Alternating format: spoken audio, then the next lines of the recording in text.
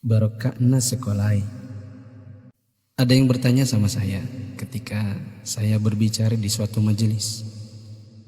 Mengapa sekarang ini sepertinya sekolah kehilangan kesaktian untuk membentuk hati anak-anak kita? Ini pertanyaan dan bukan pernyataan saya. Saya hanya mampu menjawab begini.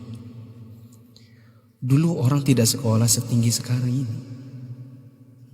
Bahkan di kampung tak ada yang hebat berteori pendidikan sedahsyat hari ini. Bisa dibilang teori pendidikan sekarang mungkin sudah menyentuh langit ketujuh. Tapi sebenarnya ada yang hilang, yang disebut dengan keberkahan. Keberkahan bukan buatan manusia, melainkan pemasena puange, rahmat Allah. Bukan sekolah yang membuat orang sukses, tetapi Allah lah yang berada di balik semua kesuksesan manusia dalam usahanya. Maksudnya, secara khusus saya mengajak Anda yang berusia 40 tahun ke atas untuk menengok sejenak ke belakang. Balik. Ingat waktu kita sekolah di SD, yang nafas tak baru setengah-setengah, kita sudah disuruh ke sawah, membantu guru matanik, menanam padi, membantu guru mencari kayu bakar di darat, di kebun, mengambil air untuk dipakai guru di rumahnya, disimpan di gumbang.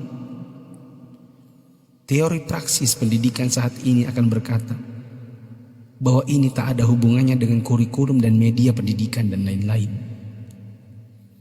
Kita disuruh mengerjakan pekerjaan oleh guru yang seakan tiada hubungannya dengan akademik. Bukan itu saja, bahkan mungkin kita pernah menjaga jualan guru. Tak hanya itu, kita kalau dipukul oleh guru hingga setengah hidup, atau masengo, mimisan, akibat pukulan mistar kayu guru dan jangka pelingkar yang ujungnya runcing. Disinilah intinya. Atas itu semua, pernahkah orang tua kita protes?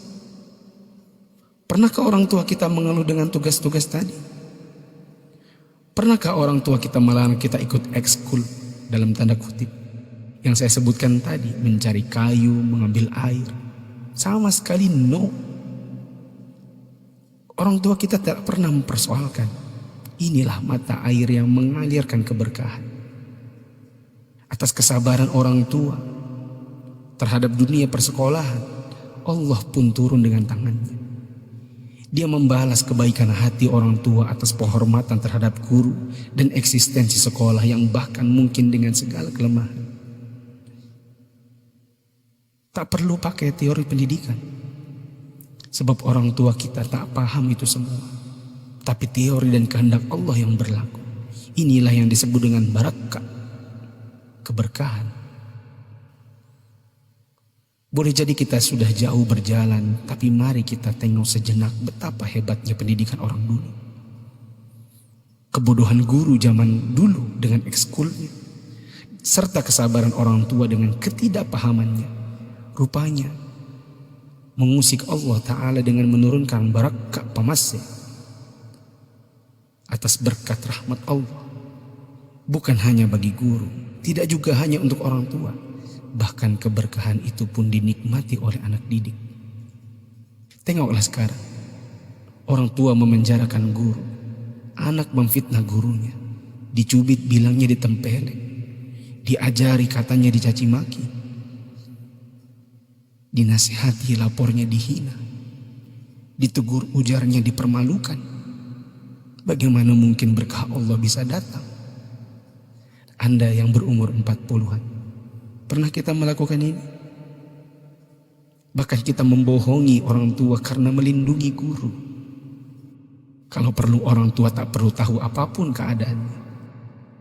Itulah sebabnya di akhir sekolah dahulu kita selalu menyisakan air mata kebahagiaan.